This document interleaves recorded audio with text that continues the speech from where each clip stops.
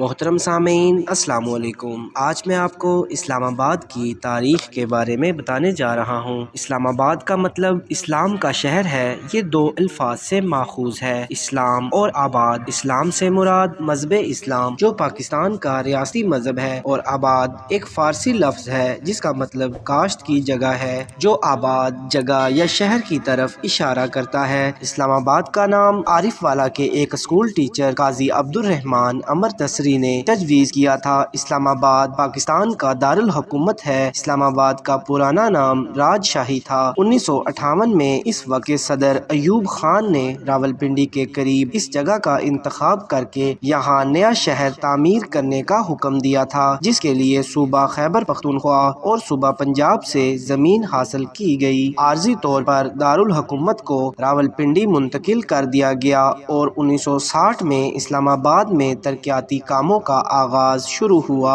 1968 میں دارالحکومت کو اسلام آباد منتقل کیا گیا۔ 1958 تک پاکستان کا دارالحکومت کراچی رہا۔ کراچی کی تیزی سے بڑھتی آبادی اور معیشت کی وجہ سے دارالحکومت کو کسی دوسرے شہر منتقل کرنے کا سوچا گیا۔ اسلام آباد اپنے اعلیٰ معیار زندگی، حفاظت، صفائی ستھرائی اور وافر ہریالی کے لیے قابل ذکر ہے۔ اسلام آباد مارگلا ہل نیشنل پارک اور شکر پڑیاں سمیت متعدد پارکوں اور جنگلات کی موجودگی کے لیے جانا جاتا ہے۔ یہ پاکستان کا 9واں سب سے زیادہ آبادی والا شہر ہے، جس کی آبادی 1.2 ملین سے زیادہ ہے۔ فیصل مسجد جو دنیا کی 5ویں سب سے بڑی مسجد ہے، اسلام آباد میں تعمیر کی گئی۔ دارالحکومت بننے کے بعد اسلام آباد نے پاکستان بھر سے لوگوں کو اپنی طرف متوجہ کیا، اور دارالحکومت کے طور پر اس شہر نے کئی اہم اجلاسوں کی میزبانی بھی کی۔ دیگر اہم مقامات کا ذکر کیا جائے تو جس میں پاک چین دوستی مرکز، راول بند، شکر پڑیاں، لوک ورثہ سلسلہ کو مارگلا، دامنے کو پیر سہاوا، اسلام آباد چڑیا گھر، مری، شادرہ باغ۔ مشہور درباروں کا ذکر کیا جائے تو امام بری سرکار، گولڑا شریف شامل ہیں۔